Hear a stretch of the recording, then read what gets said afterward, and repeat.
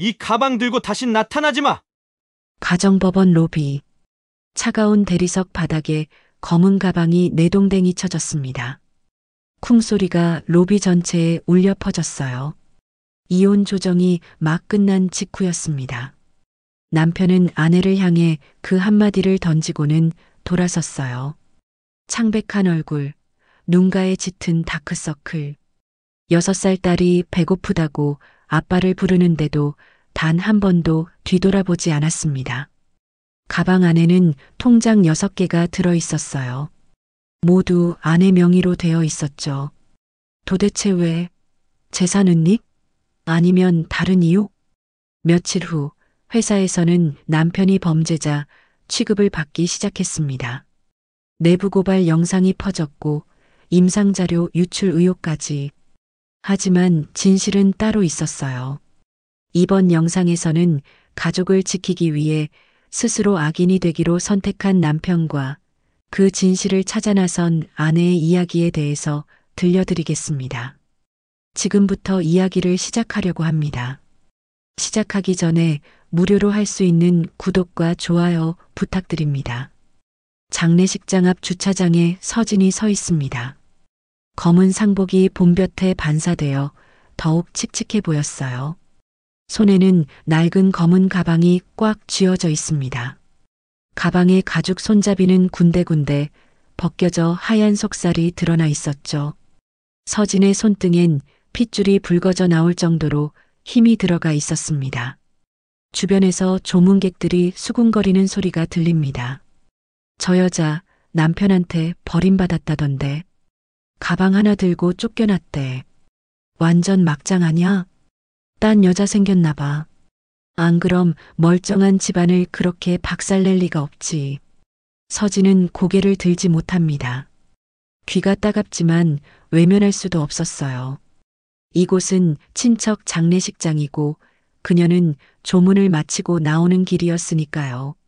손에 든 가방만 내려다보며 입술을 깨물었습니다. 이야기는 3개월 전으로 거슬러 올라갑니다. 가정법원 로비. 차가운 대리석 바닥에 형광등 불빛이 차갑게 반사되고 있었어요. 이혼 조정이 막 끝난 직후였습니다. 도윤이 가방을 서진의 발치에 거칠게 던졌어요. 쿵 소리가 로비 전체에 울렸습니다. 가져가. 이제 남이니까. 도윤의 목소리는 낮고 냉정했습니다. 얼굴은 창백했고 눈가엔 다크서클이 짙게 깔려 있었죠. 한때는 따뜻했던 그 눈빛에서 지금은 온기라곤 찾아볼 수 없었습니다. 아빠. 6살 아라가 아빠를 향해 두 팔을 뻗었어요. 아빠, 아라 배고파요. 같이 밥 먹어요. 하지만 도윤은 딸을 보지도 않았습니다. 그냥 등을 돌려 걸어 나갔어요. 회색 정장을 입은 그의 뒷모습이 점점 멀어졌습니다. 자동문이 열리고 그가 완전히 사라질 때까지 서진은 그 자리에 얼어붙어 있었어요. 엄마, 아빠 왜 그래?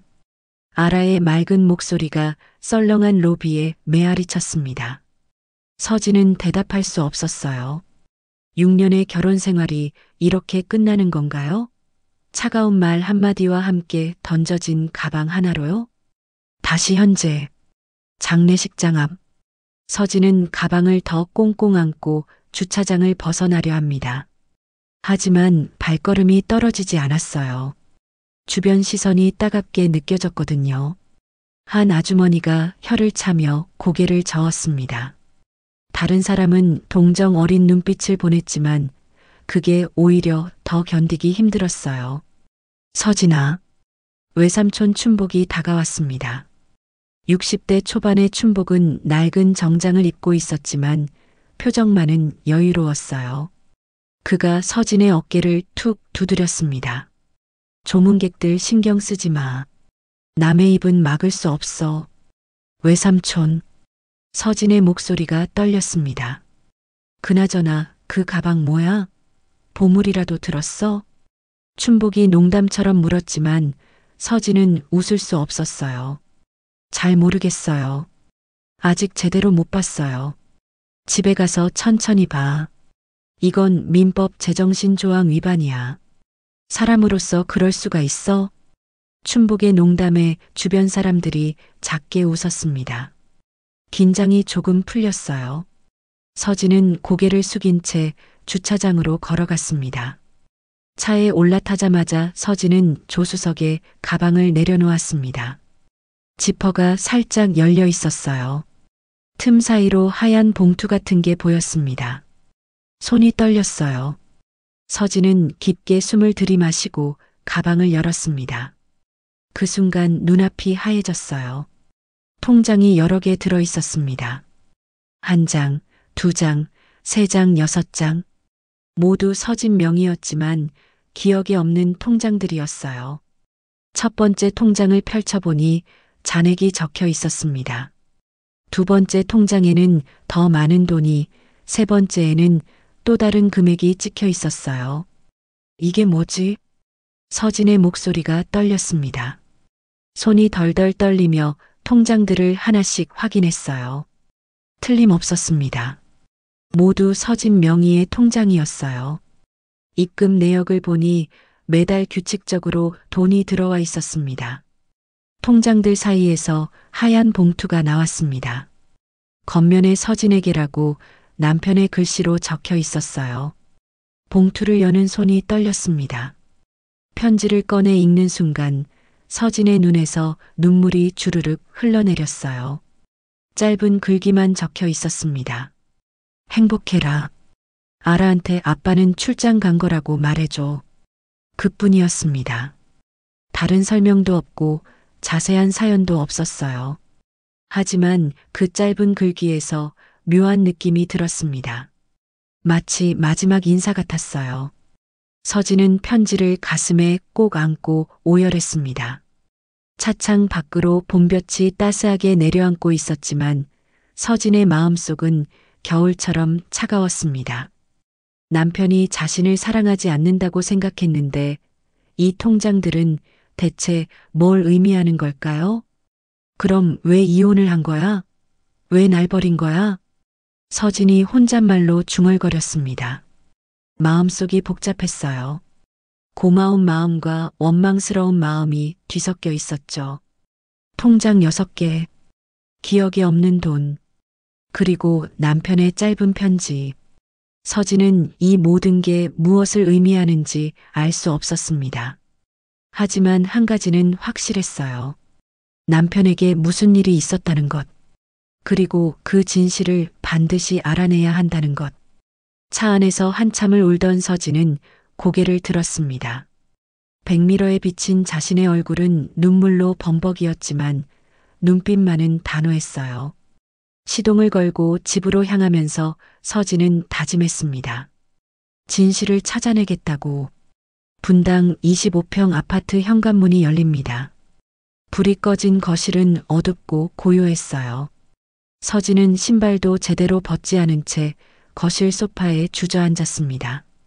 검은 가방을 무릎 위에 올려놓았지만 다시 열 용기가 나지 않았어요. 6살 아라는 이미 친정 어머니 집에 맡겨져 있었습니다. 아이의 음성 메시지가 핸드폰에 저장되어 있었어요. 서진은 메시지를 재생했습니다. 엄마, 아라 오늘 유치원에서 그림 그렸어. 엄마랑 아빠랑 아라가 손잡고 있는 거. 근데 아빠는 언제 와? 보고 싶어.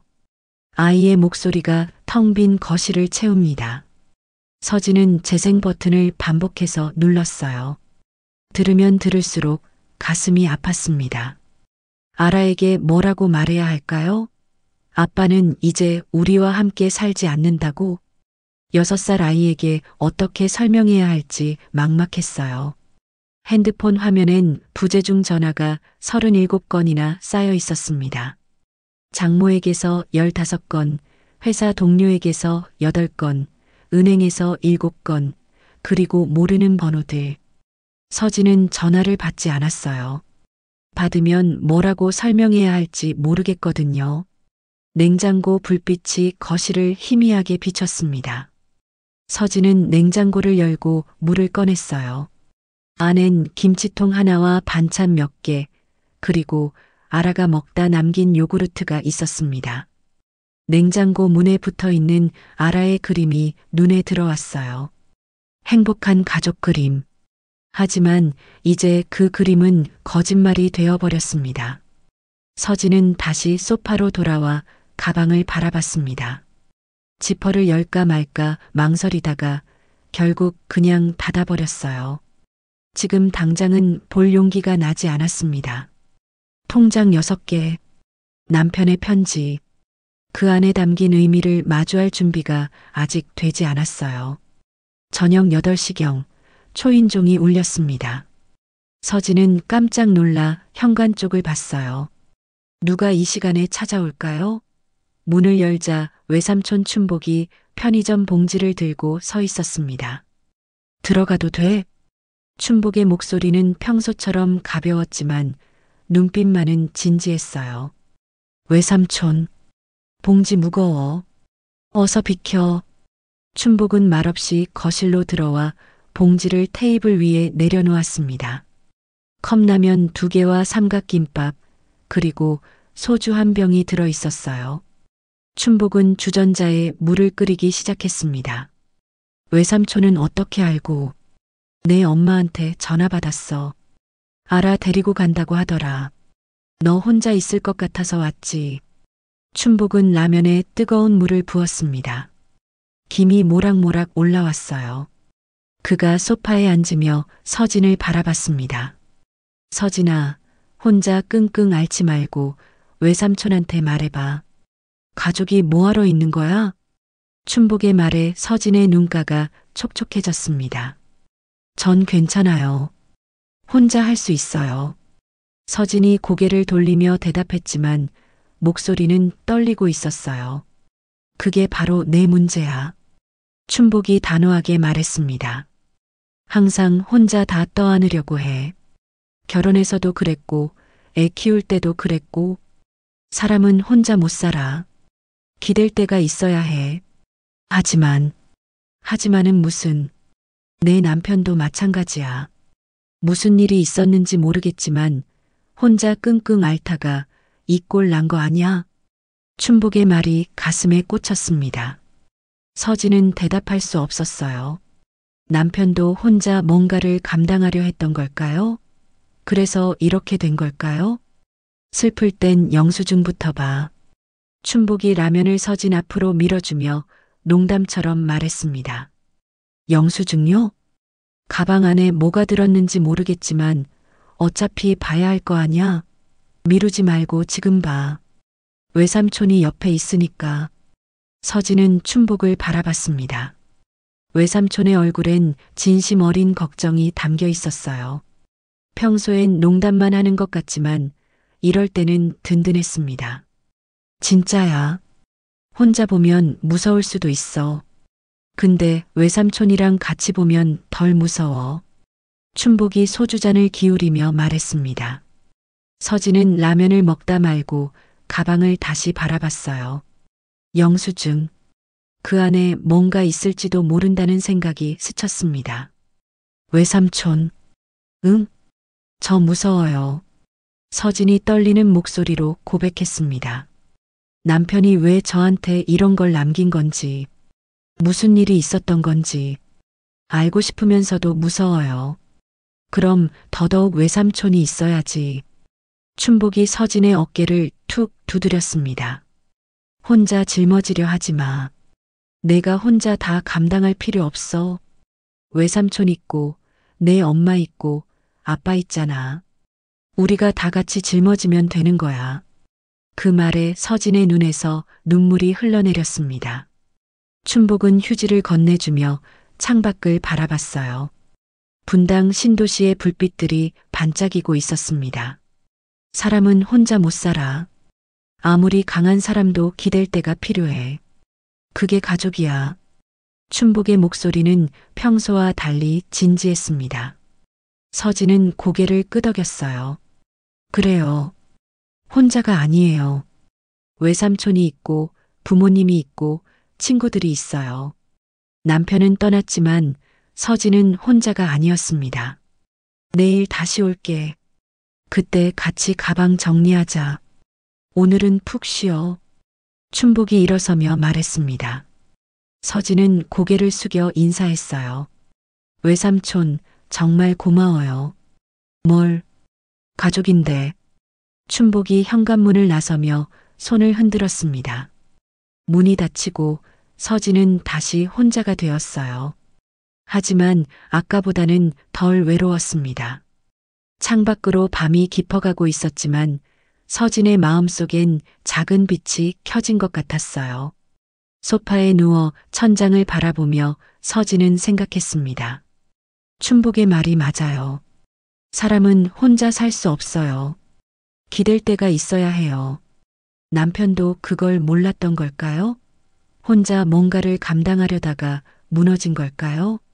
내일은 용기를 내야겠다고 다짐했습니다. 가방을 열고 진실을 마주할 용기를, 그리고 혼자가 아니라 가족들과 함께. 이틀이 지났습니다. 서진은 아라를 재운 후 거실 바닥에 노트북을 펼쳤어요. 새벽 1시가 넘었지만 잠이 오지 않았습니다. 통장 6개를 하나씩 꺼내 스프레드시트에 입력하기 시작했어요. 첫 번째 통장, 국민은행, 잔액 3,200만 원. 입금 내역을 보니 매달 말일에 50만 원씩 들어와 있었습니다. 64회차. 3년 이상 꾸준히 입금된 거였어요. 두 번째 통장, 신한은행, 잔액 2,800만 원. 이것도 매달 말일 40만 원씩. 70회차. 세 번째, 네 번째, 다섯 번째, 여섯 번째. 모두 같은 패턴이었습니다. 은행은 다르지만 입금일은 모두 말일. 금액만 조금씩 달랐어요. 서진은 계산기를 두드렸습니다. 3,200, 2,800, 2,500, 2,200, 1,800, 1,500. 합계 1억 8천만 원. 손이 떨렸습니다. 거액이었어요. 남편이 언제 이런 돈을 모았을까요? 그리고 왜 자신 몰래요? 왜 서진 명의로만 만들었을까요? 재산 은닉이라는 단어가 머릿속을 맴돌았습니다. 하지만 남편은 평범한 IT 회사 팀장이었어요. 연봉이 7천만 원 정도. 고액 자산가도 아니고 부동산 투자를 한 것도 아닌데 왜 이렇게 많은 통장을 만들었을까요? 서진은 손가락으로 이마를 눌렀습니다. 두통이 몰려왔어요. 통장 봉투 안에서 작은 메모지가 다시 나왔습니다. 구겨진 종이를 펴서 다시 읽었어요. 행복해라. 출장 간 걸로 해줘. 그게 전부였습니다. 이유도 없고 설명도 없었어요. 이유 없는 이별이 오히려 더 무서웠습니다. 서진은 메모지를 다시 봉투에 넣고 눈을 감았어요. 노트북 화면엔 숫자들이 가득했습니다. 1억 8천만 원. 3년치 월급의 반 이상을 모은 거였어요. 한 달에 평균 400만 원씩. 생활비를 제하면 불가능한 금액이었습니다. 그럼 남편은 어떻게 살았던 걸까요? 새벽 2시. 서진은 컴퓨터 화면을 끄지 못하고 계속 숫자들을 바라봤습니다. 엑셀 시트 위로 날짜와 금액이 나열되어 있었어요. 규칙적이고 꾸준했습니다. 마치 무언가를 준비하듯이. 사흘째 되는 날 저녁 춘복에게서 전화가 왔습니다. 서진아, 외삼촌이야. 변호사 친구한테 물어봤어. 네, 외삼촌. 서진의 목소리는 피곤에 절어 있었어요. 통장명의 문제. 법적으로 문제될 수 있대. 너 혹시 남편이 세금 문제라도 있었던 거 아니야? 아니요, 그런 거 없었어요. 그럼 왜 이렇게 많은 통장을 만들었겠어? 보통 사람들이 이러는 건 재산 은닉 목적이거든. 춘복의 말에 서진의 가슴이 철렁했습니다. 그럼 저도 연루되는 건가요? 아니, 내 명이니까 너한테 문제될 건 없어. 근데 정확히 알려면 전문가한테 물어봐야 해. 내 친구 중에 변호사가 있거든. 걔한테 연락해 볼까? 부탁드려도 될까요? 당연하지. 내가 미리 얘기해 둘게. 통장 내역 사진 찍어서 보내줘. 서진은 통장 6개를 펼쳐놓고 사진을 찍었습니다. 카메라 렌즈 너머로 숫자들이 또렷하게 보였어요. 1억 8천만 원. 그 숫자가 점점 무겁게 느껴졌습니다. 사진을 춘복에게 보낸 후 서진은 소파에 누워 천장을 바라봤어요. 형광등 하나가 깜빡거렸습니다. 언제부터 저렇게 깜빡였을까요? 남편이 있을 때는 몰랐는데 그날 밤 10시경 낯선 번호로 전화가 왔습니다. 서진은 조심스럽게 받았어요. 여보세요? 혹시 이서진 씨 맞으시죠? 저는 김병수 변호사라고 합니다. 춘복 씨 소개로 연락드렸어요. 목소리는 40대 중반쯤 되어 보였습니다. 부드럽지만 전문가다운 톤이었어요. 아, 네. 외삼촌한테 들었어요. 통장 내역 사진 받아서 검토해 봤는데요. 병수의 목소리가 조심스러워졌습니다. 일단 결론부터 말씀드리면 이건 상속세 회피 목적은 아닌 것 같아요. 그럼 뭔가요? 서진이 급하게 물었어요. 명의신탁도 아니고요. 이건 그냥 보호장치 같은데요. 보호장치요? 네. 만약의 사태를 대비해서 배우자 명의로 자산을 분산시켜 놓은 거예요. 법적으로는 문제 없습니다. 서진은 이해할 수 없었어요. 무슨 만약의 사태요? 그건 저도 모르겠어요. 다만 남편분이 뭔가를 준비하신 건 분명해 보여요. 이 정도 금액을 3년간 꾸준히 모으셨다는 건 장기적인 계획이 있었다는 뜻이거든요. 병수의 말에 서진의 머릿속이 복잡해졌습니다. 그럼 제가 이 돈 써도 되는 건가요? 당연하죠. 이서진 씨 명의니까요. 법적으로 아무 문제 없어요. 다만 병수가 말을 잠깐 멈췄어요. 혹시 남편분 어디 계신지 아세요? 모르겠어요. 연락도 안 되고. 그럼 왜 이 돈을 남기셨는지도 모르시는 거네요? 네. 서진의 목소리가 작아졌습니다. 궁금하시면 제가 좀 더 조사해 볼 수도 있는데요. 물론 비용은 들지만. 아니요, 괜찮아요. 일단 법적으로 문제 없다는 거 알았으니까요. 감사합니다. 서진은 통화를 끊었습니다. 보호장치, 무엇으로부터의 보호인가요? 왜 남편은 이런 걸 준비했을까요? 다시 노트북을 켰습니다. 스프레드 시트를 보니 여전히 숫자들이 가득했어요.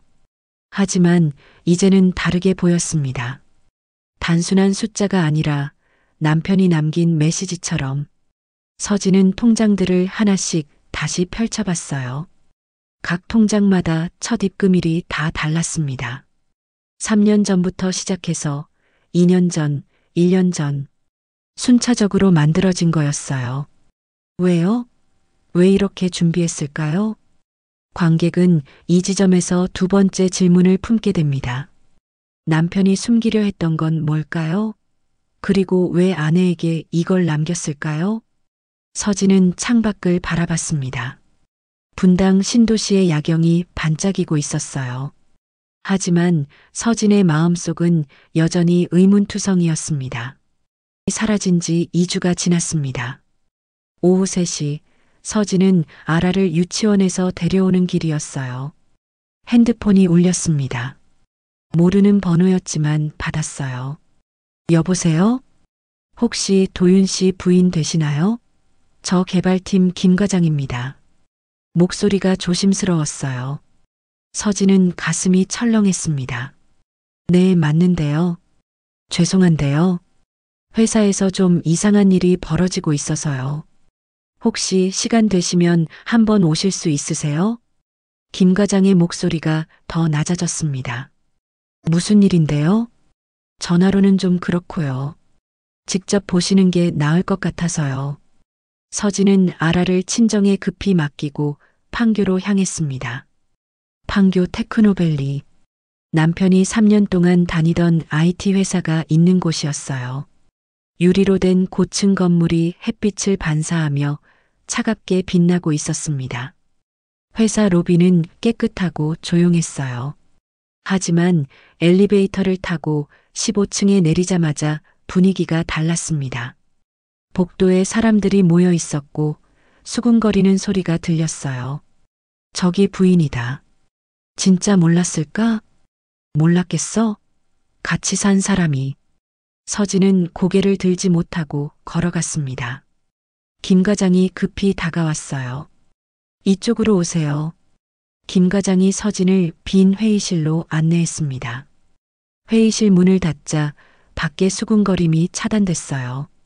도대체 무슨 일이에요? 서진이 떨리는 목소리로 물었습니다. 사실은요. 김 과장이 노트북을 열었어요. 화면에 CCTV 영상이 재생되고 있었습니다. 시각은 밤 11시 47분.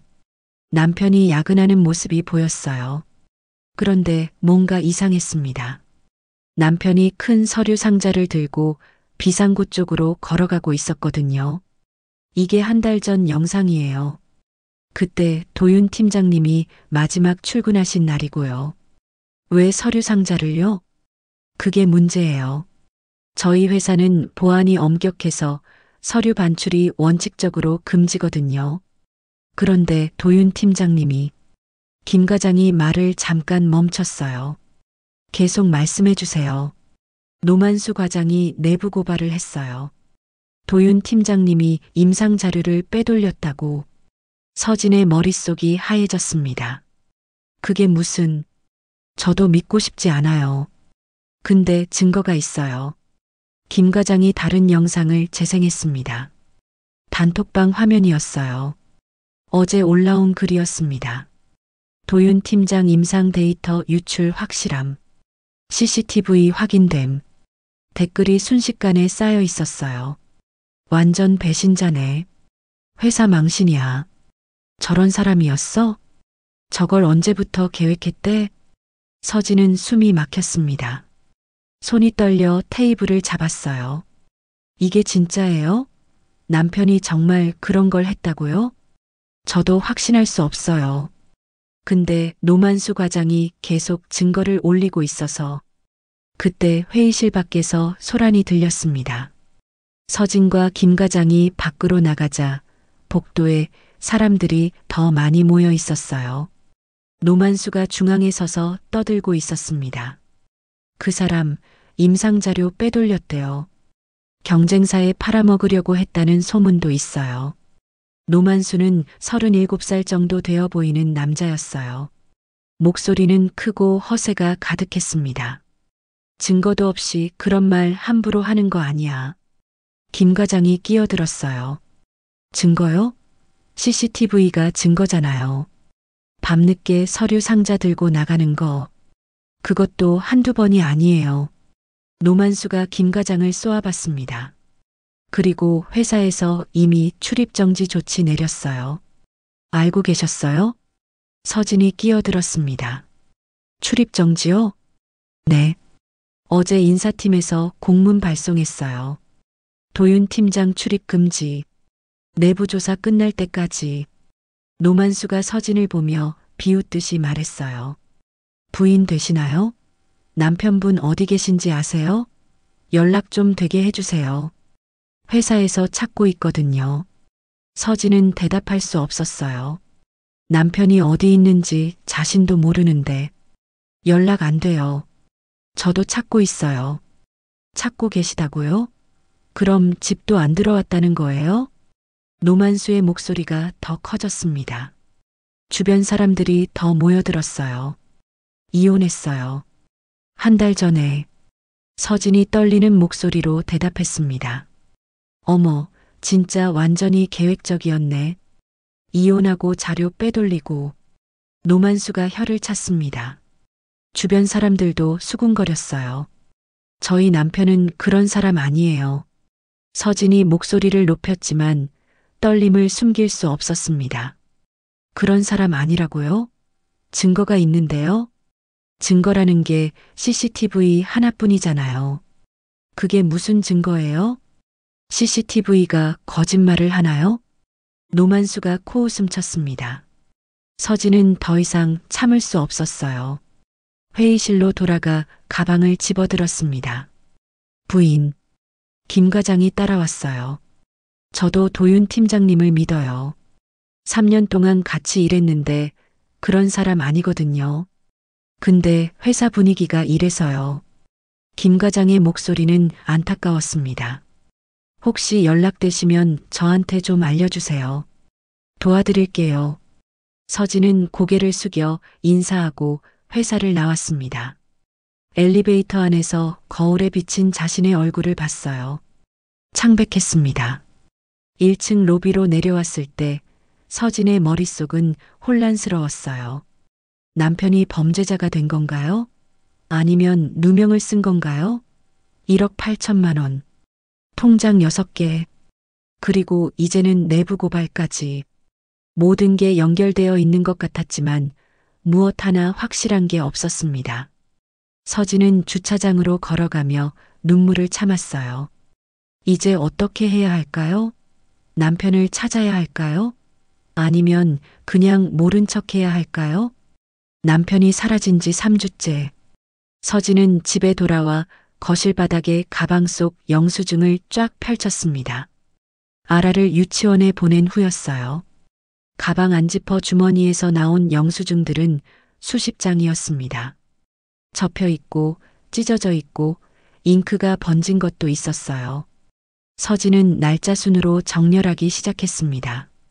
송도 약국, 편의점, 다시 약국 같은 패턴이 반복됐어요.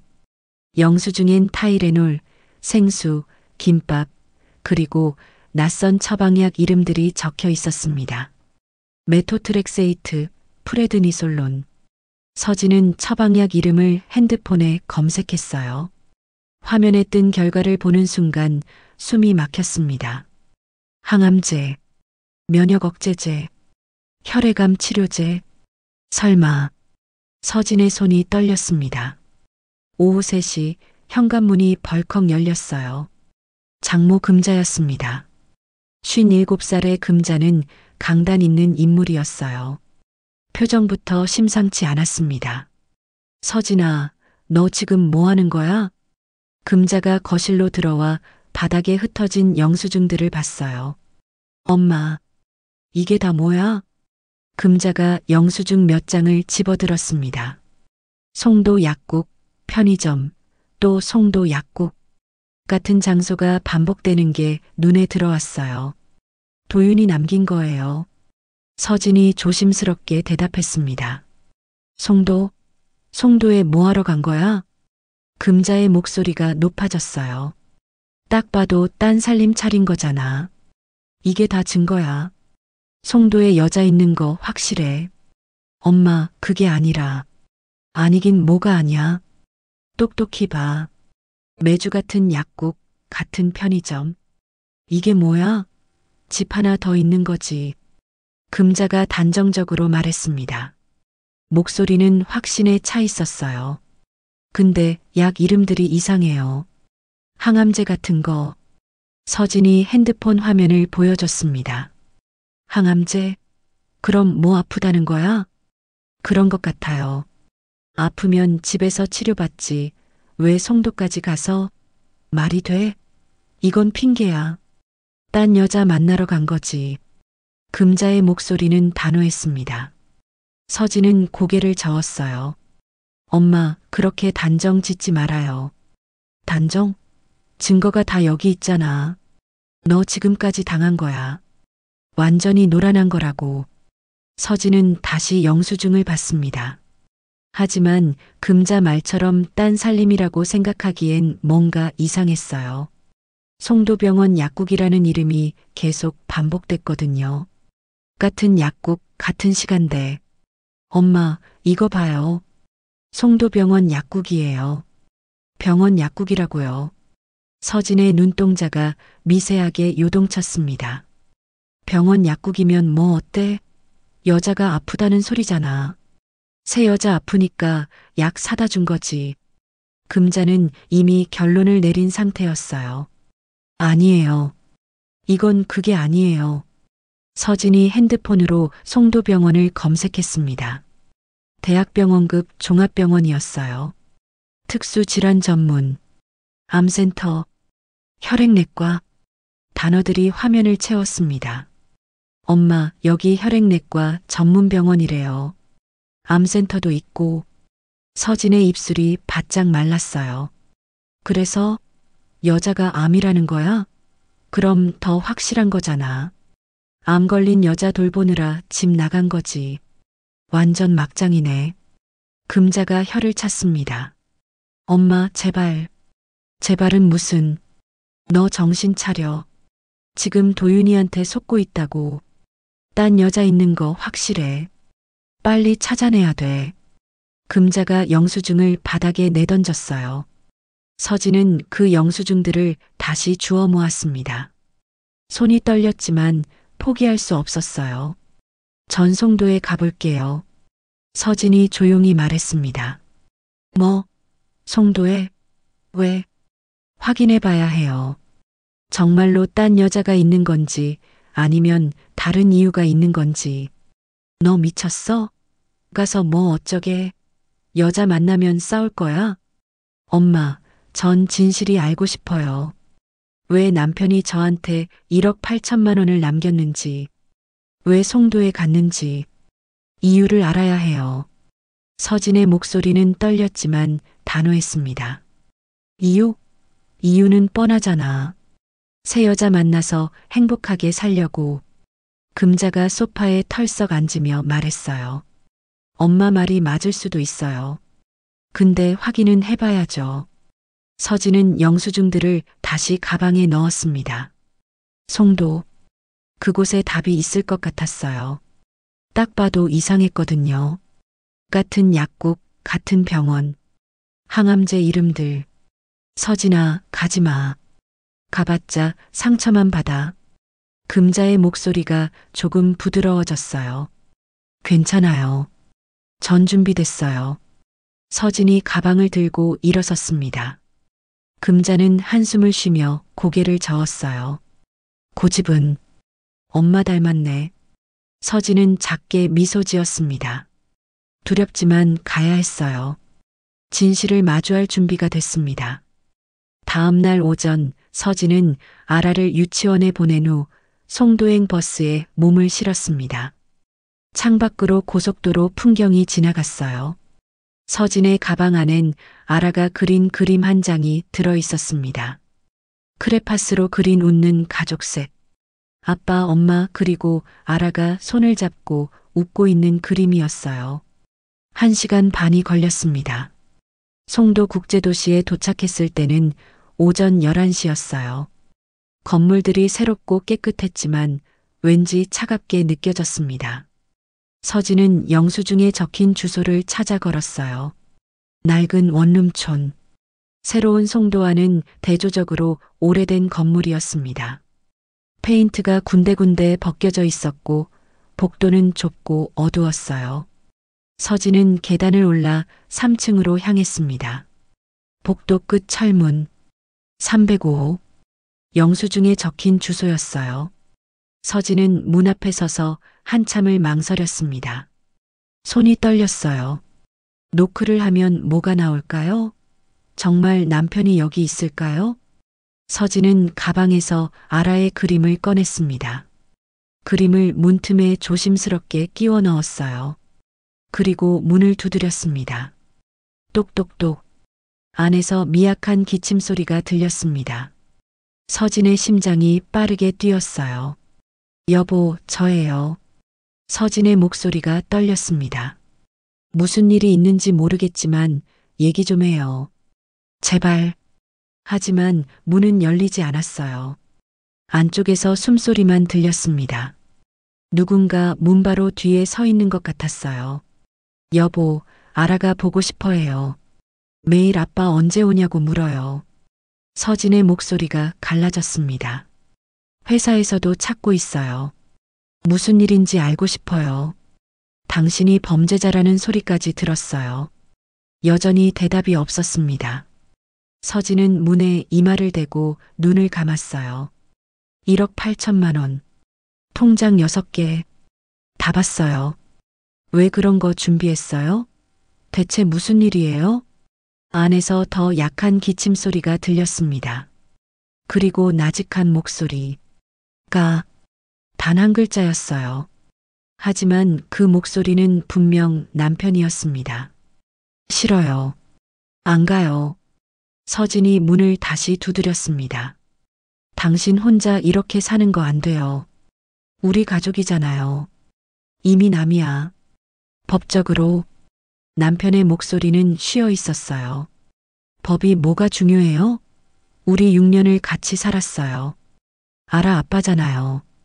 그러니까 더 가줘. 아라한테 좋은 기억으로 남고 싶어. 남편의 목소리가 점점 작아졌습니다. 무슨 소리예요? 좋은 기억은 무슨? 아빠가 갑자기 사라진 게 좋은 기억이에요? 서진이 문을 주먹으로 쳤어요. 하지만 문은 열리지 않았습니다. 제발 가줘. 이게 마지막 부탁이야. 남편의 목소리는 간절했습니다. 하지만 서진은 포기할 수 없었어요. 싫다고 했잖아요. 당신 혼자 뭔가 결정하지 마요.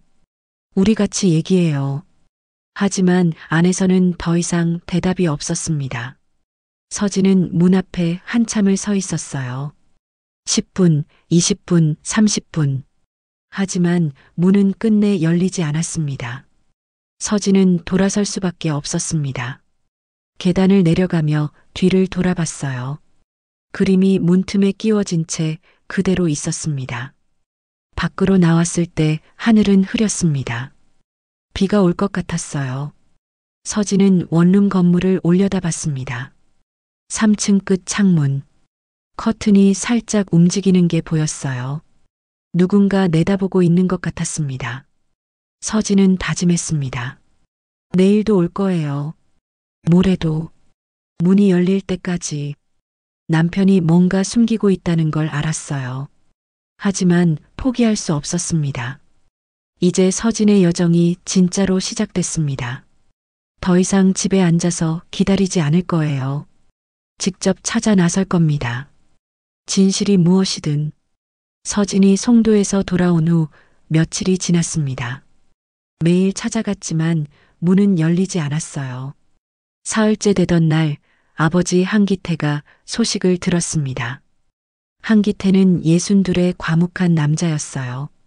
아파트 경비원으로 일하며 평생을 성실하게 살아온 사람이었습니다. 말은 많지 않았지만 행동으로 보여주는 사람이었죠. 오후 4시 한기태가 집에 왔습니다. 손에는 낡은 접이식 의자가 들려 있었어요. 아빠, 그게 뭐예요? 서진이 물었습니다. 송도 간다며? 나도 갈 거야. 한기태의 목소리는 짧고 단호했어요. 아빠가요? 왜요? 사위 혼자 두면 안 되지. 나도 지킬 거야. 한기태는 더 이상 설명하지 않았습니다. 다음 날 아침 한기태와 서진은 함께 송도로 향했어요. 원룸 앞에 도착하자 한기태는 접이식 의자를 펼쳤습니다. 그리고 문 앞에 앉았어요. 아무 말 없이. 서진은 아버지 옆에 섰습니다. 아빠 앉아만 있을 거예요? 응. 사람은 기댈 때가 있어야 살아. 내가 여기 있으면 사위도 혼자가 아니라는 걸 알겠지. 한기태의 말은 짧았지만 무게가 있었어요. 하루가 지났습니다. 한기태는 도시락을 싸와서 복도에서 먹었어요. 이틀째도 사흘째도 마찬가지였습니다. 지나가는 이웃들이 수군거렸지만 한기태는 신경 쓰지 않았어요. 저 사람들 뭐야? 모르겠어. 이상한 사람들이네. 한기태는 그저 묵묵히 앉아 있었습니다. 때로는 신문을 읽고 때로는 그냥 문을 바라봤어요. 나흘째 되는 날 서진이 물었습니다. 아빠, 왜 이러세요? 힘들잖아요. 한기태가 서진을 바라봤습니다. 서진아, 아빠가 너한테 해준 게 뭐가 있냐? 무슨 말씀이세요? 평생 경비 일하면서 돈도 많이 못 벌어줬지. 좋은 집도 못 사줬고. 내가 결혼할 때도 변변한 혼수 못 해줬어. 한기태의 목소리가 낮아졌습니다. 아빠, 그게 무슨 말이에요? 아빠는 항상 열심히 사셨잖아요. 그래도 미안해. 아빠가 무능해서. 아빠. 서진의 눈가가 촉촉해졌어요. 근데 지금은 다르잖아. 사위가 힘든데 아빠가 도와줄 수 있어. 그것만으로도 고마운 거야. 한기태가 다시 문을 바라봤습니다. 돈 많이 벌어서 집 사주고 차 사주는 게 아빠 역할이 아니야. 힘들 때 옆에 있어주는 게 아빠야. 서진은 아버지의 옆모습을 봤습니다. 주름진 얼굴, 거친 손. 평생 노동으로 닳고 다른 손이었어요. 하지만 그 손이 지금은 가장 따뜻하게 느껴졌습니다. 아빠, 고마워요. 고마울 것 없어. 당연한 거지. 그날 저녁 문틈 밑으로 뭔가 번져나왔습니다. 눈물 자국이었어요. 서진과 한기태는 그 자국을 봤습니다. 안에서 누군가 울고 있었어요. 한기태는 손으로 문을 툭툭 두드렸습니다. 강요하지 않는 톤이었어요. 사위야. 아빠 여기 있다. 혼자 아니야. 짧은 말이었지만 진심이 담겨 있었습니다. 닷새째 움직임이 있었습니다. 문이 살짝 열리더니 다시 닫혔어요. 하지만 그것만으로도 희망이었습니다. 조금씩 마음이 열리고 있어. 한기태가 서진에게 말했습니다. 인내심을 가져. 사람 마음은 급하게 열리는 게 아니야. 서진은 아버지의 말을 새겼습니다. 그래요. 급하게 할 필요 없어요. 천천히 하지만 꾸준히. 일주일째 되는 날 한기태는 말했습니다. 서진아, 사람은 혼자 못 살아. 아무리 강한 사람도 기댈 때가 필요해. 사위도 그걸 깨달을 거야. 그날 저녁 서진은 아버지와 함께 송도를 떠났습니다. 하지만 마음은 달랐어요. 이제 혼자가 아니었습니다. 아버지가 함께였고 가족이 함께였어요. 아빠, 내일도 올 거예요? 당연하지. 사위가 문 열 때까지. 한기태의 목소리는 확고했습니다. 관객은 이 순간 진정한 가족의 의미를 깨닫게 됩니다. 돈이나 물질이 아니라 곁에 있어주는 것. 그게 진짜 사랑이라는 것을. 남편이 사라진 지 3주째였습니다. 그날 오후 어머니 금자가 전화를 걸어왔어요. 서진아, 오늘 먼 친척 상가 가는데 너도 같이 가자. 집에만 있으면 우울해져. 서진은 아라를 어린이집에 맡기고 어머니를 따라 장례식장으로 향했습니다. 조문객들이 오가고 음식 냄새가 진동했어요. 서진은 구석 의자에 앉아 멍하니 창밖을 바라봤습니다.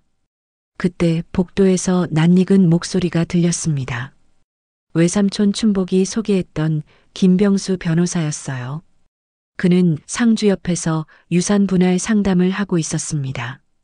특수치료까지 받으셨다니 정말 안타깝습니다. 상주가 한숨을 쉬며 대답했어요. 그게 얼마나 비싼 건지 아세요? 특수치료비만 3억이 넘게 들었어요. 서진의 귀가 번쩍 뛰었습니다. 특수치료비 3억? 그 단어들이 머릿속을 맴돌았어요. 휴게실에서 김병수 변호사가 서진에게 커피를 건넸습니다. 춘복 씨 조카분이시죠? 표정이 안 좋으신데 괜찮으세요? 서진은 잠시 망설이다 조심스럽게 물었습니다. 변호사님, 특수치료비가 얼마나 드는 건가요? 병수가 고개를 갸우뚱했어요. 암 치료 종류마다 다른데요. 최신 면역 치료는 억 단위죠. 그것도 보험 적용이 거의 안 돼서 대부분 본인 부담이에요.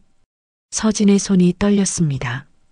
억 단위, 통장 6개, 퍼즐이 맞춰지기 시작했어요. 집으로 돌아온 서진은 거실 바닥에 주저앉아 계산기를 두드렸습니다. 통장 잔액 합계 1억 8천. 턱없이 부족했어요. 치료비가 4억이라면 2억 2천이 더 필요했습니다. 서진은 결심했습니다. 분당 아파트를 팔기로요. 시세가 4억 8천이니 대출금을 빼면 2억 5천 정도 남을 거였어요. 그러면 4억을 채울 수 있었습니다. 다음 날 부동산 중개인이 방문했습니다. 요즘 시장이 좋아서 빨리 나갈 거예요. 금매로 내놓으시면 일주일 안에 계약 들어올 수도 있고요. 사흘 후 매수자가 나타났습니다. 전화 목소리는 급했어요. 계약금 5천만 원 먼저 보내드릴게요. 내일 계약서 작성하러 갈게요. 서진은 계좌번호를 알려줬습니다. 잠시 후 송금 확인 문자가 왔어요. 서진은 안도의 한숨을 쉬었습니다. 하지만 다음 날 아침 은행에서 전화가 왔습니다. 고객님, 어제 입금된 5천만 원이 보이스피싱 계좌로 의심됩니다. 이미 전액 인출되었고요. 서진의 머릿속이 새하얘졌습니다. 뭐라고요? 그럼 제 돈은요? 죄송하지만 추적이 불가능합니다. 경찰서에 신고하세요. 핸드폰이 손에서 미끄러졌습니다. 바닥에 떨어진 핸드폰 화면이 금이 갔어요. 서진은 거실 바닥에 주저앉아 울음을 터뜨렸습니다. 5천만 원. 남편 치료비 일부였어요. 그게 한순간에 날아갔습니다. 경찰서 민원실. 담당 형사는 고개를 저었어요. 요즘 부동산 사기가 너무 많아요. 안타깝지만 돈 찾기는 거의 불가능합니다. 서진은 힘없이 고개를 끄덕였습니다. 발걸음이 무거웠어요. 그날 저녁 아버지 한기태가 집에 찾아왔습니다. 서진이 바닥에 주저앉아 있는 걸 보고 다가와 어깨를 감싸 안았어요. 서진아, 무슨 일이야? 서진은 울먹이며 사기당한 얘기를 했습니다. 한기태는 한참 말없이 딸을 안고 있다가 천천히 입을 열었어요. 돈은 다시 벌면 돼. 사람은 못 돌아와. 목소리는 낮고 단단했습니다. 나도 평생 모은 돈 있어. 경비 일하면서 30년 넘게 모았지. 퇴직금 담보로 대출도 받을 수 있고 박서방 살리는 데 쓰자. 서진은 고개를 들었어요. 아버지, 그건 아버지 노후 자금이잖아요. 한기태가 딸의 머리를 쓰다듬었습니다. 내 노후보다 내 남편이 먼저야. 가족이 뭐 별건가. 어려울 때 함께하는 거지. 서진은 아버지 품에 안겨 소리내어 울었습니다. 한기태는 말없이 딸의 등을 토닥였어요. 같은 시각 송도 원룸에서 도윤은 창밖을 바라보고 있었습니다. 핸드폰엔 병원에서 온 문자가 떠 있었어요. T세포 채취 일정 확정. 일주일 후 입원 바랍니다. 도윤의 손이 떨렸습니다. 통장 잔액을 확인했어요. 1억 8천. 턱없이 부족했습니다. 하지만 문 앞에서 인기척이 들렸습니다. 한기태가 매일 그 자리를 지키고 있다는 걸 도윤은 알고 있었어요. 그리고 서진도 며칠에 한 번씩 찾아온다는 것도요. 도윤은 눈을 감았습니다. 혼자 감당하려 했는데 더 이상 혼자가 아니었어요. 가족이 곁에 있었습니다. 밤이 깊어갔습니다. 송도 원룸 복도에 한기태가 접이식 의자에 앉아 있었어요. 서진도 옆에 앉았습니다. 부녀가 말없이 문을 바라봤어요. 문 안쪽에서 불빛이 새어나왔습니다. 도윤이 깨어있는 거였어요. 서진은 그 불빛을 보며 생각했습니다. 곧 문이 열릴 거라고. 그리고 함께 싸울 거라고. 송도 원룸. 사흘이 지난 날 오후였습니다. 한기태가 복도 의자에 앉아 있었고 서진은 계단 끝에서 물병을 들고 올라오고 있었어요. 그때 문이 열렸습니다. 도윤이 문틈 사이로 보였어요. 얼굴은 창백했고 손목은 가늘었습니다. 체중이 많이 빠진 게 눈에 보였어요. 눈가엔 다크서클이 깊게 패여 있었습니다. 서진의 발걸음이 멈췄습니다. 가슴이 쿵 내려앉았어요. 들어와. 도윤의 목소리는 쉬어 있었습니다. 서진은 천천히 방 안으로 들어갔어요. 한기태도 뒤따라 들어왔습니다. 원룸은 좁고 어두웠습니다. 침대 하나, 작은 테이블, 그리고 약통들이 테이블 위에 가득 쌓여 있었어요. 항생제, 진통제, 이름 모를 약들. 하얀 봉투가 침대 위에 놓여 있었습니다. 도윤이 봉투를 가리켰어요. 이거 가져가. 1,000만 원 있어. 서진은 봉투를 바라봤습니다. 10,000원권이 100장쯤 되어 보였어요. 이게 뭐예요? 목소리가 떨렸습니다. 도윤은 창문을 바라보며 말했어요. 내 돈이야. 원래 4명이니까. 묻지 마. 그냥 가져가고 다신 오지 마. 서진의 손이 떨렸습니다. 분노가 치밀어 올랐어요. 돈으로 나 막으려고? 이게 끝이라고? 당신 혼자 여기서 뭐 하는 건데? 목소리가 커졌습니다. 도윤은 고개를 돌렸어요. 눈빛이 차가웠습니다. 이혼했잖아. 법적으로 남남이야. 내 인생은 내가 알아서 해. 서진은 봉투를 바닥에 내던졌습니다. 현금 뭉치가 바닥에 흩어졌어요. 남남이요? 아라는? 6살짜리 애가 매일 아빠 언제 오냐고 우는데 그것도 남의 일이에요? 도윤의 입술이 굳어졌습니다. 하지만 대답하지 않았어요. 서진은 한 걸음 다가갔습니다. 회사에서 난리 났어요. 당신 범죄자 취급받고 있다고. 나는 매일 송도 와서 문 앞에 서 있었고 아버지는 복도에서 일주일째 자리 지키고 계시는데 이게 당신이 할 짓이에요? 도윤이 고개를 들었습니다. 눈가에 핏줄이 서 있었어요. 그러니까 가라고. 나한테 시간 낭비하지 말고. 시간 낭비라고요? 서진의 목소리가 갈라졌습니다. 도윤은 일어서서 문을 가리켰어요. 나가줘. 제발. 서진은 남편을 바라봤습니다. 남편의 손목에 뭔가 채워져 있는 게 보였어요. 하얀색 팔찌, 병원 팔찌였습니다. 서진은 그것을 붙잡았어요. 이게 뭐예요? 도윤이 손을 뿌리쳤습니다. 하지만 서진은 놓지 않았어요. 팔찌에 적힌 글자가 보였습니다. 송도병원, 환자번호, 혈액내과, 혈액내과요? 서진의 목소리가 떨렸습니다. 도윤은 손목을 감췄어요. 소매로 가렸습니다. 상관없어. 혈액내과가 상관없다고요? 당신 지금 무슨 병? 나가. 도윤이 소리쳤습니다. 목소리가 갈라졌어요. 기침이 터져 나왔습니다. 도윤은 손으로 입을 가렸어요. 기침이 멈추지 않았습니다. 서진은 남편의 등을 쓸어주려 했습니다. 하지만 도윤이 손을 밀어냈어요. 건드리지 마. 목소리에 절박함이 묻어났습니다. 서진은 뒷걸음질 쳤어요. 도윤은 침대에 주저앉았습니다. 기침이 천천히 가라앉았어요. 당신, 정말 아픈 거죠? 서진의 목소리는 작았습니다. 도윤은 대답하지 않았어요. 그저 창문을 바라볼 뿐이었습니다. 한기태가 한 발 앞으로 나섰습니다. 박서방, 내 말 좀 들어봐. 도윤은 고개를 저었어요. 장인어른, 그냥 가세요. 제발. 목소리가 떨렸습니다. 한기태는 도윤의 어깨를 잡았어요. 사람은 기댈 때 있어야 산다. 혼자 버티려 하지 마. 도윤의 눈에서 눈물이 흘러내렸습니다. 하지만 고개를 저었어요. 서진은 방을 나섰습니다. 복도에서 무너졌어요. 다리에 힘이 풀려 바닥에 주저앉았습니다. 아버지, 목소리가 터져 나왔습니다. 울음이 쏟아졌어요. 분노인지 슬픔인지 알 수 없었습니다.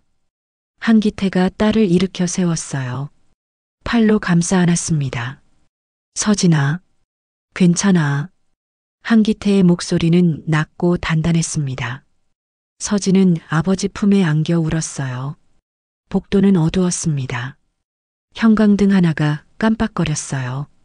원룸 안에서 도윤도 울고 있었습니다. 소리 없이 손으로 얼굴을 가린 채 흩어진 현금 뭉치가 바닥에 널려 있었어요. 병원 팔찌가 형광등 빛에 반짝였습니다. 서진은 그날 밤 집으로 돌아가지 못했습니다. 복도 바닥에 앉아 밤을 샜어요. 한기태도 옆에 앉아 있었습니다. 두 사람은 말없이 문을 바라봤어요. 새벽 4시쯤 문 안에서 불빛이 새어나왔습니다. 도윤이 깨어있는 것 같았어요.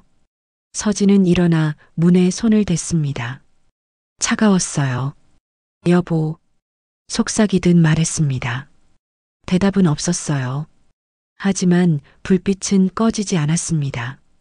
서진은 그것만으로도 충분했어요. 남편이 살아있다는 것. 그게 중요했습니다.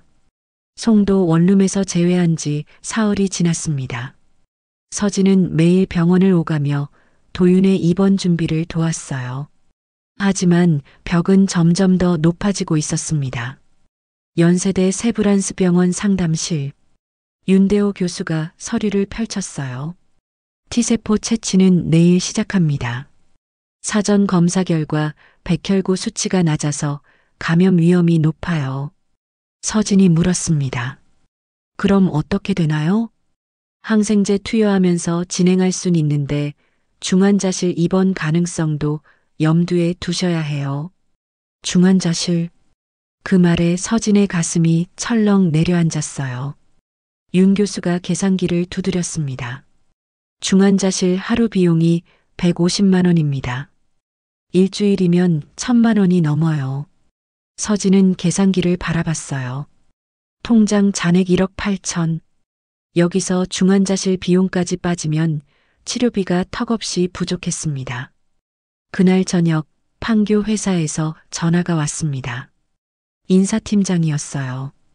박도윤 씨 가족분이시죠? 회사에서 최종 결정 났습니다. 징계위원회 열어서 해고 처리하기로 했어요. 뭐라고요? 아직 조사도 안 끝났잖아요. 서진의 목소리가 떨렸습니다. 인사팀장은 차갑게 말했어요. 내부 고발 영상이 퍼진 이상 회사 이미지 고려해야죠. 복직은 불가능합니다. 전화가 끊겼습니다. 서진은 핸드폰을 꽉 쥐었어요. 손이 떨렸습니다. 복직 불가능? 그 말은 퇴직금도 받을 수 없다는 뜻이었어요. 계획했던 3천만 원이 날아갔습니다. 이틀 후 도윤이 입원했습니다. 팔에서 혈액을 뽑아 T세포를 채취하는 기계가 돌아갔어요. 4시간이 걸렸습니다. 도윤의 얼굴은 더욱 창백해졌어요. 채취가 끝나고 병실로 돌아왔을 때 열이 올랐습니다. 38도. 간호사가 달려왔어요. 감염 초기 증상 같아요. 항생제 투여할게요.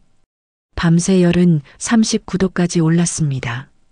서진은 남편의 이마를 물수건으로 닦아줬어요. 도윤은 이불을 끌어당기며 중얼거렸습니다. 미안해. 정말 미안해. 목소리는 가늘었습니다. 서진은 남편의 손을 꼭 잡았어요. 사흘째 되는 날 상태가 급격히 악화됐습니다. 열이 40도까지 치솟았어요. 윤 교수가 급히 달려왔습니다. 중환자실로 옮겨야 해요. 폐혈증 위험이 있습니다. 지금요? 서진의 목소리가 떨렸습니다. 윤 교수가 고개를 끄덕였어요. 지금 안 옮기면 위험해요. 도윤은 들것에 실려 중환자실로 옮겨졌습니다. 중환자실 문이 닫혔어요. 서진은 유리창 너머로 남편을 바라봤습니다. 온몸에 선이 연결되어 있었어요. 복도 의자에 주저앉았습니다. 한기태가 옆에 앉았어요. 어머니 금자도 왔습니다. 중환자실 비용이 하루에 150이에요. 서진이 말했습니다.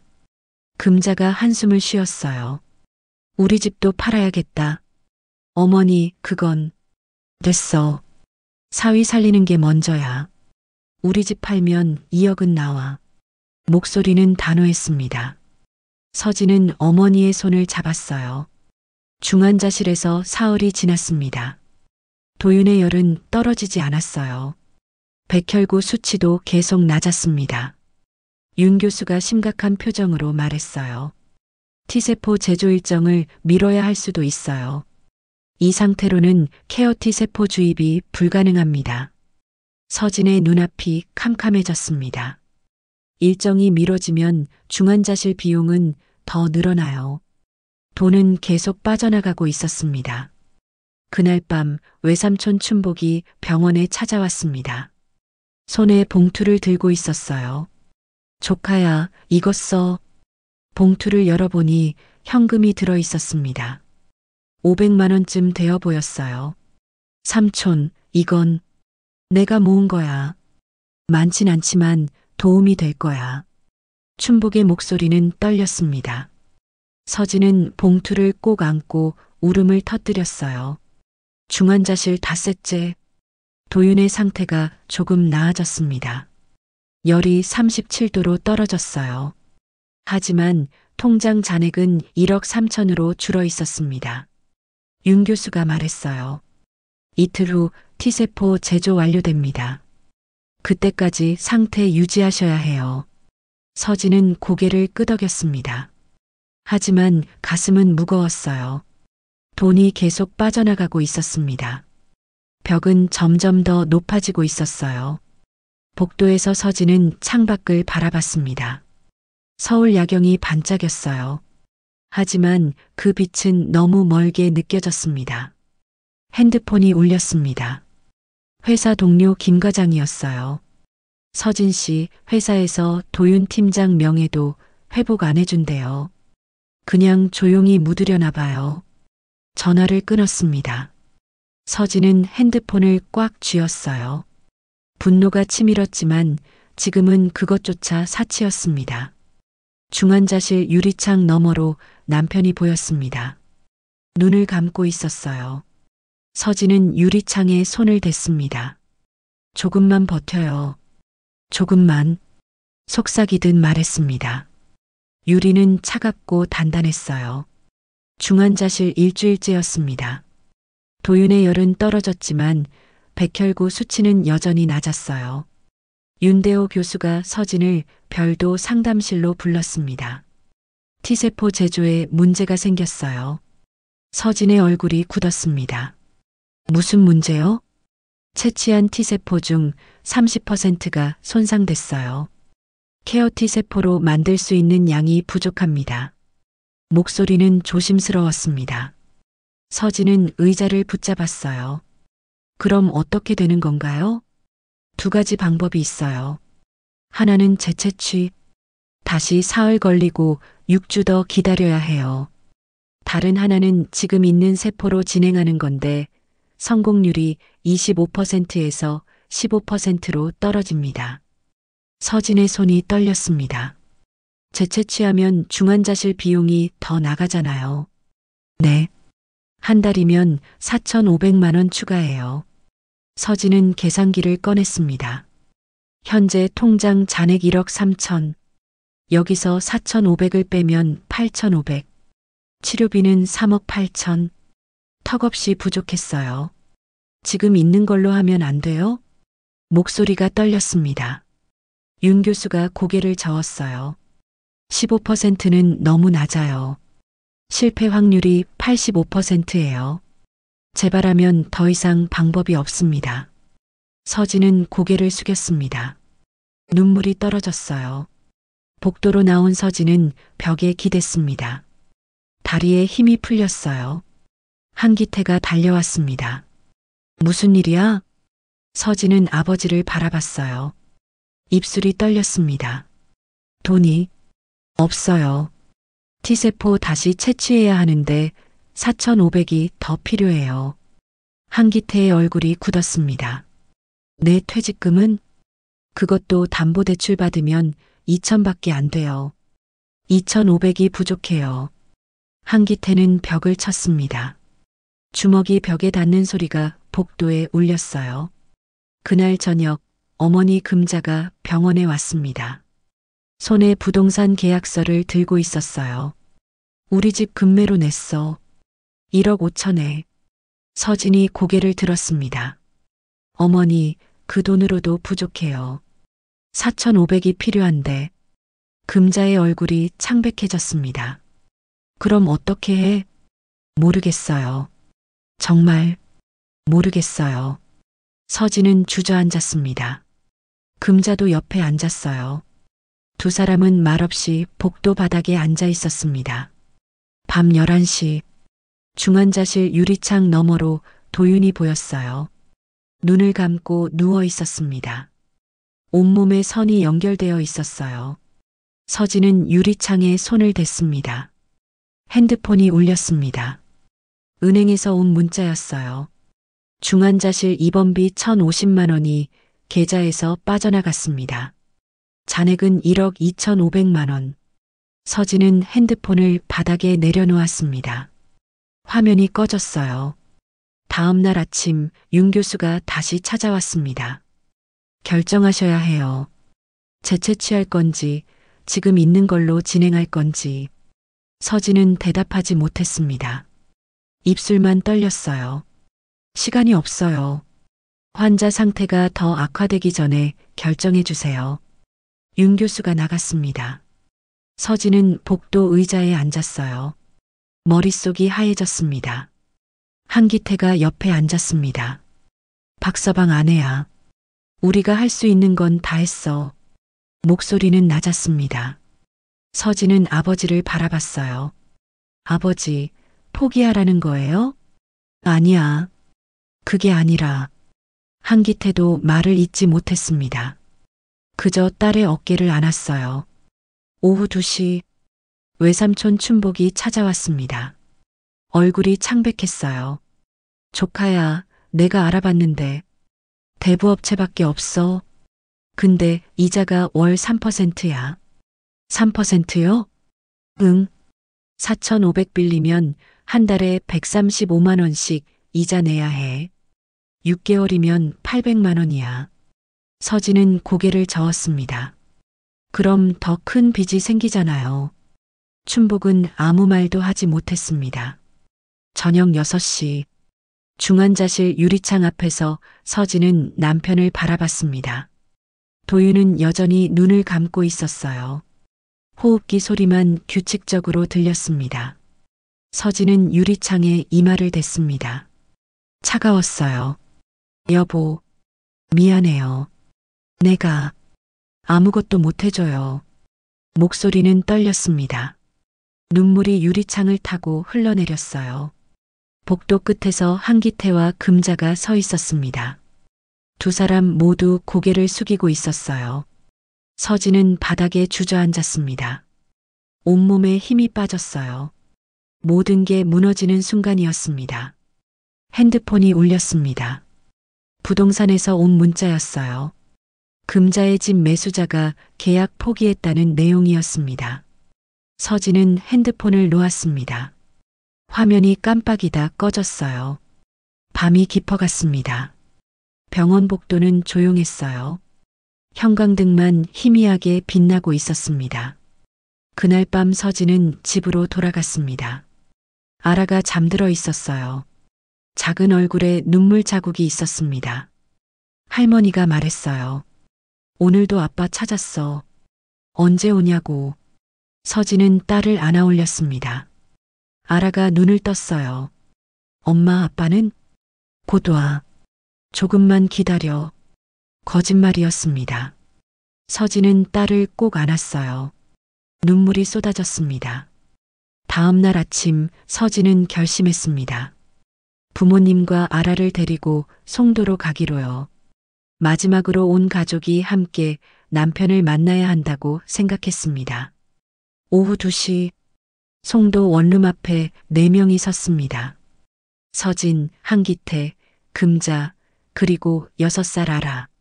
서진이 문을 두드렸어요. 여보, 나예요. 문 열어줘요. 안에서 인기척이 들렸습니다. 잠시 후 문이 열렸어요. 도윤이 문틈 사이로 보였습니다. 더 말랐어요.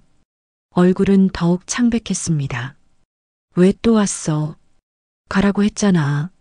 목소리는 쉬어 있었습니다. 아라가 아빠를 보고 달려들었어요. 아빠. 도윤은 뒷걸음질 쳤습니다. 아라를 안지 못했어요. 손이 떨렸습니다. 아라야, 아빠 지금 아파. 다음에 봐. 아라는 배낭에서 돼지 저금통을 꺼냈습니다. 분홍색 돼지, 동전이 가득 들어 있었어요. 아빠, 이거 줄게. 내가 모은 거야. 이걸로 병원 가. 작은 손이 저금통을 내밀었습니다. 도윤은 고개를 저었어요.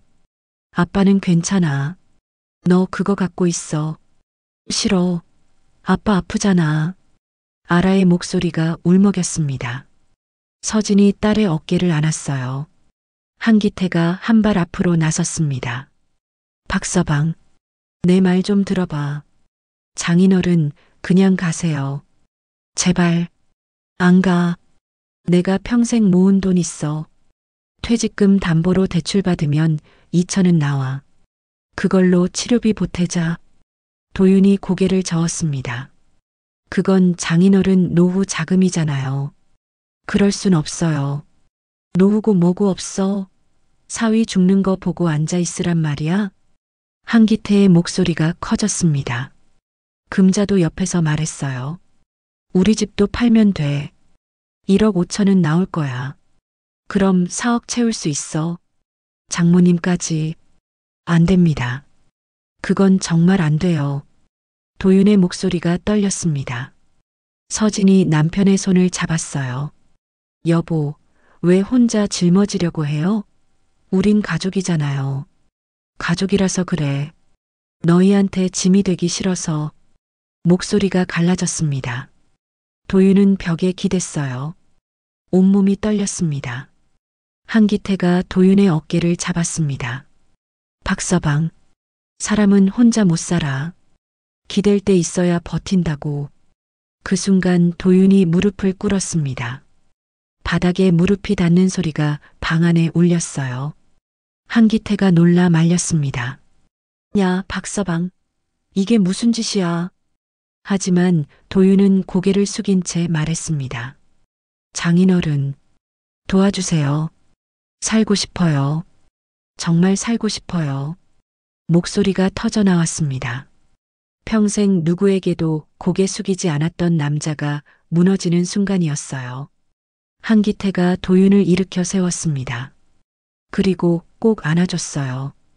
이제야 진짜 내 아들 같네. 가족이 뭐 별건가. 어려울 때 함께하는 거지. 금자도 눈물을 흘렸습니다. 서진은 남편과 아버지를 안았어요. 아라도 함께 안겼습니다. 방 안은 눈물바다였습니다. 하지만 그 눈물 속에 희망이 있었어요. 금자가 핸드폰을 꺼냈습니다. 지금 바로 부동산에 연락할게. 집 내일부터 내놓자. 한기태도 고개를 끄덕였어요. 나도 내일 회사 가서 퇴직금 대출 알아볼게. 서진이 말했습니다. 분당 아파트 계약서도 다시 확인할게요. 빨리 처분해야 해요. 도윤은 가족들을 바라봤습니다. 눈물이 멈추지 않았어요. 미안해요. 정말 미안해요. 미안하긴. 이제부터 같이 가는 거야. 한기태의 목소리는 단단했습니다. 그날 밤 가족은 송도 원룸에서 함께 잤습니다. 좁은 공간이었지만 따뜻했어요. 한기태와 금자는 바닥에 이불을 깔고 서진과 도윤과 아라는 침대를 나눴습니다. 창밖으로 송도 야경이 반짝였어요. 아라가 중얼거렸습니다. 아빠, 내일 병원 가는 거지? 응. 아빠 열심히 치료받을게. 약속이야?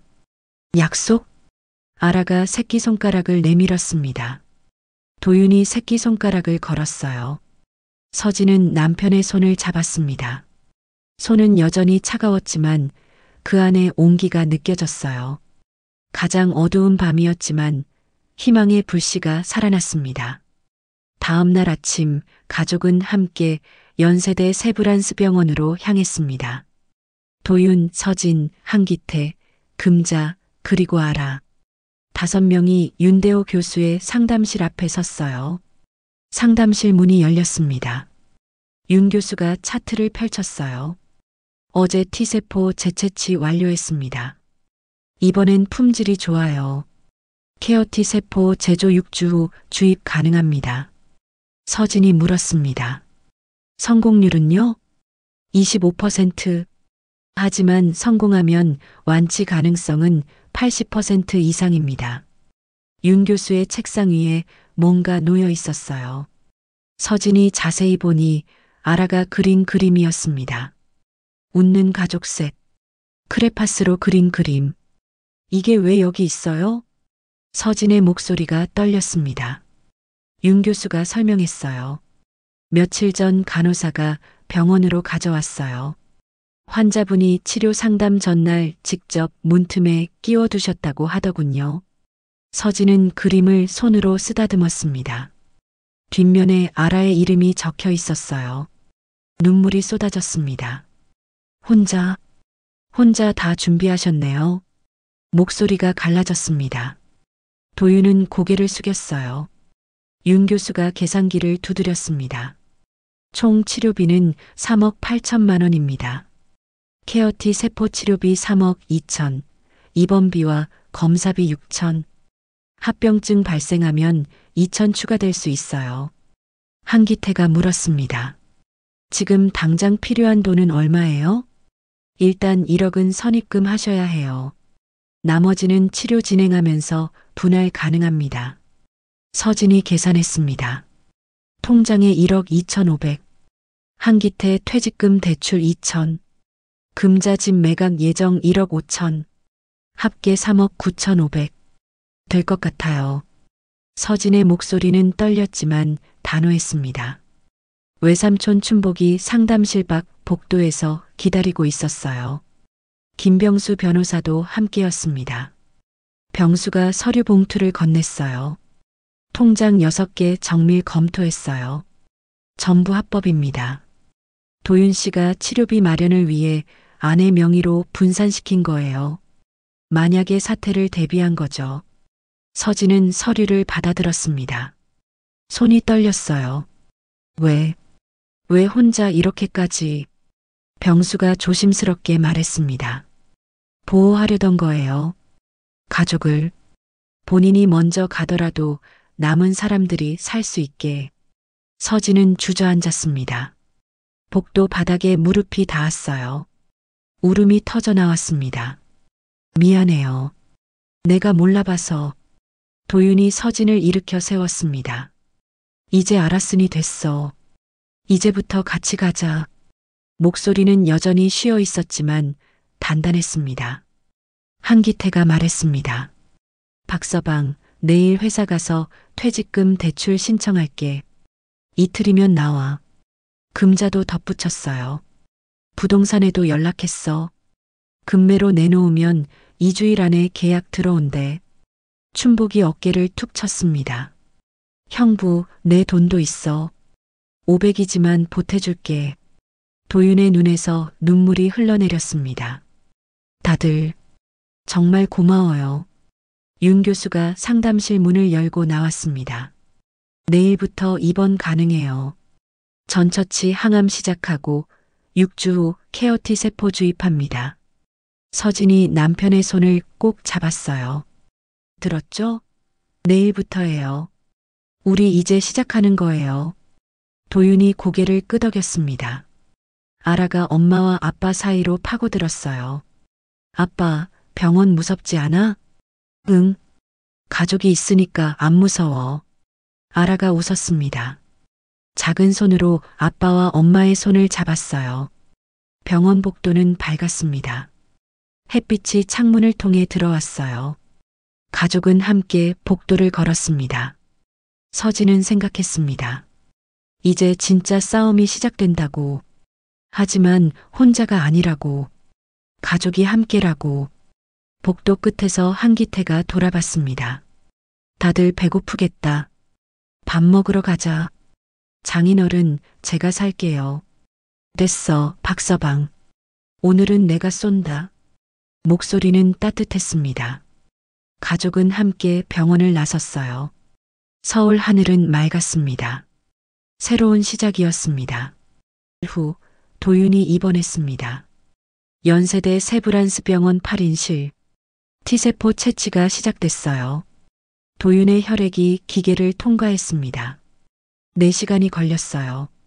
같은 병실에 김철수라는 50살 환자가 있었습니다. 그는 3개월 전 케어티 치료를 받아 완치 판정을 받았다고 했어요.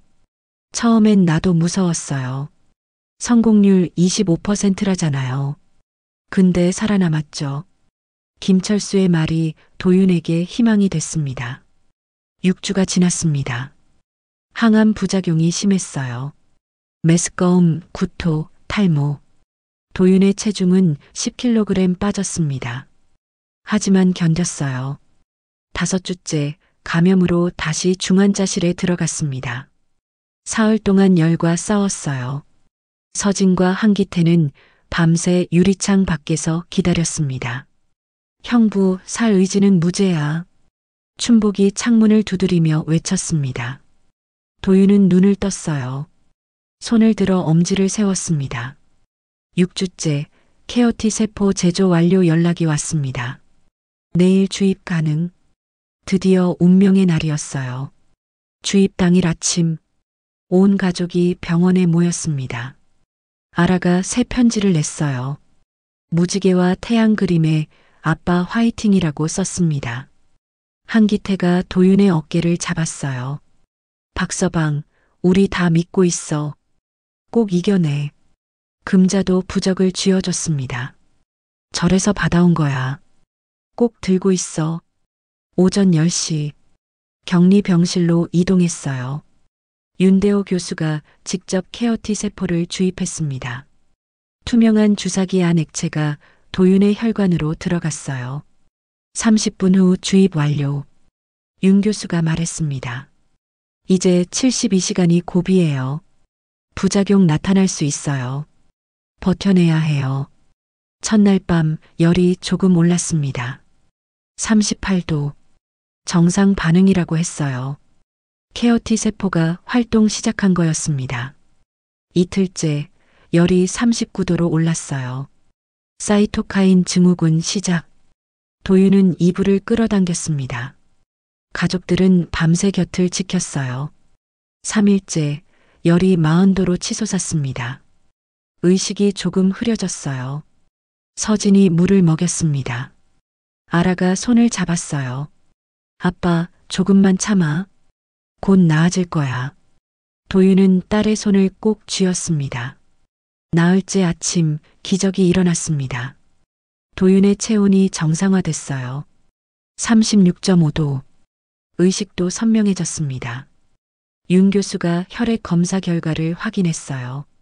암세포 90% 감소했어요. 좋은 신호예요. 창밖에서 가족이 손을 맞잡았습니다. 서진이 울음을 터뜨렸어요. 한기태가 딸을 안았습니다.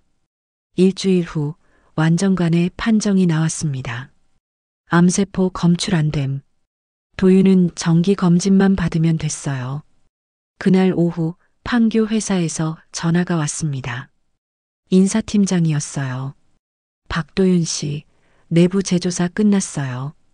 비리 관련자들 다 적발됐고요. 노만수 포함해서요. 도윤 씨는 오히려 부정을 막으려다 누명 쓴 거였어요. 회사가 공식 사과하고 복직 제안 드립니다. 하지만 도윤은 거절했습니다.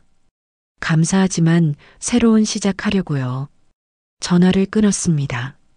서진이 물었어요. 괜찮아요? 응. 이제 진짜 내 인생 살고 싶어. 목소리는 단단했습니다. 6개월 후 용인 한기태와 금자의 아파트 3개 방에 5명이 살게 됐어요. 분당 아파트는 치료비로 갔지만 가족은 더 단단해졌습니다. 저녁 식사 시간 거실 식탁에 5명이 둘러앉았어요. 도윤, 서진, 아라, 한기태, 금자. 한기태가 물잔을 들었습니다. 건배. 우리 가족 다시 뭉쳤다. 돈은 다시 벌면 돼. 사람은 못 돌아와. 금자의 목소리는 따뜻했습니다. 춘복이 농담을 던졌어요. 그럼 난 중산층이네. 돈은 없지만 가족은 있으니까. 모두 웃었습니다. 아라가 새 그림을 테이블에 놓았어요. 이번엔 6명. 가족과 춘복, 윤 교수 모두 손을 잡고 웃고 있었습니다. 1년 후 용인 아파트 거실 창문으로 저녁 햇살이 들어왔습니다. 식탁에 5명이 둘러앉아 있었어요. 도윤, 서진, 아라, 한기태, 금자. 도윤은 체중이 돌아왔습니다. 얼굴에 혈색이 돌았어요. 근처 IT 스타트업에 다니고 있었습니다. 급여는 예전만 못했지만 저녁마다 가족과 함께였어요. 서진은 용인 초등학교로 정근했습니다. 출퇴근이 30분으로 줄었어요. 아침마다 아라와 함께 학교 갈 수 있었습니다. 아라는 이제 7살. 초등학교 입학을 앞두고 있었어요. 매일 할아버지 할머니와 놀았습니다. 외로움은 사라졌어요. 식탁 위에 저녁 반찬이 놓여 있었습니다. 김치찌개, 계란말이, 시금치나물. 소박했지만 따뜻했어요. 한기태가 국그릇을 들었습니다. 박서방, 요즘 회사 어때? 좋아요, 장인어른. 야근은 없고 사람들도 좋고요. 목소리는 밝았습니다. 금자가 아라에게 반찬을 덜어줬어요. 우리 손녀, 이거 많이 먹어야 해. 할머니, 난 아빠처럼 아프지 않아. 건강해. 아라의 목소리는 힘찼습니다. 모두 웃었어요. 핸드폰이 울렸습니다. 감초 변호사에게서 문자였어요. 축하합니다. 법정에서 못 본 게 다행이네요. 서진이 웃으며 답장을 보냈습니다. 외삼촌 춘복도 저녁 먹으러 온다고 했어요. 30분 후 도착 예정. 식탁에 의자를 하나 더 놓았습니다. 한기태가 소주잔을 들었습니다. 건배하자. 우리 가족이 이렇게 다시 모였다고. 돈은 다시 벌면 돼요. 사람은 못 돌아오잖아요. 금자의 말에 모두 고개를 끄덕였습니다. 잔을 부딪혔어요. 맑은 소리가 거실에 울렸습니다. 아라가 가방에서 새 그림을 꺼냈습니다. 크레파스로 그린 그림이었어요. 7명이 손을 잡고 웃고 있었습니다. 엄마, 아빠, 아라, 할아버지, 할머니, 춘복 삼촌, 그리고 윤 선생님. 이거 병원에 갖다 줄 거예요. 선생님께 드릴 거예요. 아라가 자랑스럽게 말했습니다. 도윤이 딸의 머리를 쓰다듬었어요. 그래, 다음 검진 때 같이 가자. 서진은 남편과 딸을 바라봤습니다. 가슴이 따뜻해졌어요. 1년 전 장례식장 앞에 서 있던 자신이 떠올랐습니다. 검은 가방을 들고 고개를 못 들던 그날. 지금은 달랐습니다. 분당 아파트는 없었어요. 저축도 바닥났습니다. 하지만 가족이 있었어요. 매일 저녁 함께 밥 먹는 가족. 현관 초인종이 울렸습니다. 춘복이었어요. 편의점 봉지를 들고 왔습니다. 오늘 내가 치킨 샀다. 삼촌. 아라가 달려갔습니다. 춘복이 아라를 안아 올렸어요. 우리 조카 공주님, 오늘도 예쁘네. 거실이 웃음으로 가득 찼습니다. 치킨 상자를 식탁에 놓았어요. 김이 모락모락 올라왔습니다. 한기태가 소주병을 하나 더 꺼냈습니다. 오늘은 제대로 한잔하자. 장인어른, 전 이제 술 조금만 해요. 약 먹으니까. 알았어, 박서방. 그래도 오늘은 특별한 날이잖아. 내가 완치 판정받은 지 1년 됐어. 도윤은 고개를 끄덕였습니다. 1년 전 오늘 윤 교수에게서 완전간의 판정을 받았어요. 암세포 제로. 그날의 기쁨이 생생했습니다. 서진이 남편의 손을 잡았어요. 손은 따뜻했습니다. 더 이상 차갑지 않았어요. 창밖으로 용인 야경이 보였습니다. 별이 반짝였어요. 거실은 따뜻했습니다. 웃음소리가 끊이지 않았어요. 아라가 새 그림을 냉장고에 붙였습니다. 자석으로 고정했어요. 7명이 손을 잡고 웃는 그림. 진짜 부자의 초상이었습니다. 웃음소리만 남았어요. 이 이야기는 여기서 끝이 납니다. 검은 가방 하나로 시작된 이야기였죠. 그 안에는 통장 6개와 짧은 편지 한 장이 들어 있었습니다. 도윤은 혼자 모든 걸 짊어지려 했습니다. 가족에게 짐이 되기 싫어서였어요. 하지만 진짜 가족은 짐을 나눠지는 거였습니다. 함께 아파하고 함께 버티는 거였어요. 서진은 분당 아파트를 잃었습니다. 저축도 다 써버렸어요. 하지만 더 소중한 걸 얻었습니다. 매일 저녁 함께 밥 먹는 가족, 손을 잡고 웃을 수 있는 일상. 그게 진짜 부자였습니다. 한기태와 금자는 평생 모은 돈을 쏟아부었습니다. 하지만 후회하지 않았어요. 돈은 다시 벌 수 있지만 사람은 돌아오지 않으니까요. 아라는 돼지 저금통을 아빠에게 줬습니다. 6살 아이가 할 수 있는 최선이었어요. 그 작은 마음이 가족을 움직였습니다. 세상에서 가장 무서운 건 혼자라는 겁니다. 하지만 세상에서 가장 강한 것도 함께라는 거예요. 가족은 피보다 진한 게 아닙니다. 어려울 때 함께하는 게 가족입니다. 이 이야기를 들으시는 여러분, 혹시 지금 혼자 뭔가를 짊어지고 계신가요? 가족에게 짐이 될까봐 숨기고 계신 게 있나요? 기억하세요. 진짜 가족은 짐을 나눠지는 겁니다. 혼자 버티는 게 사랑이 아니에요. 함께 아파하는 게 진짜 사랑입니다. 돈은 없어도 됩니다. 큰 집도 없어도 돼요. 하지만 함께할 사람은 있어야 합니다. 손 잡아줄 사람, 등 두드려줄 사람. 그게 진짜 부자입니다. 도윤은 살았습니다. 25%의 기적이었어요. 하지만 진짜 기적은 따로 있었습니다. 가족이 하나가 된 것. 그게 진짜 기적이었습니다. 지금 이 순간도 누군가는 혼자 싸우고 있을 겁니다. 가족에게 손 내밀지 못하고 있을 거예요. 이 이야기가 그분들께 작은 용기가 되길 바랍니다. 손 내미세요. 도와달라고 하세요. 그게 나약함이 아닙니다. 그게 진짜 용기예요. 여러분 곁에 있는 사람을 안아주세요. 오늘 저녁 함께 밥 드세요. 손 잡아주세요. 그게 세상에서 가장 큰 부입니다. 이 이야기를 끝까지 들어주셔서 감사합니다. 여러분 모두 진짜 부자가 되시길 바랍니다.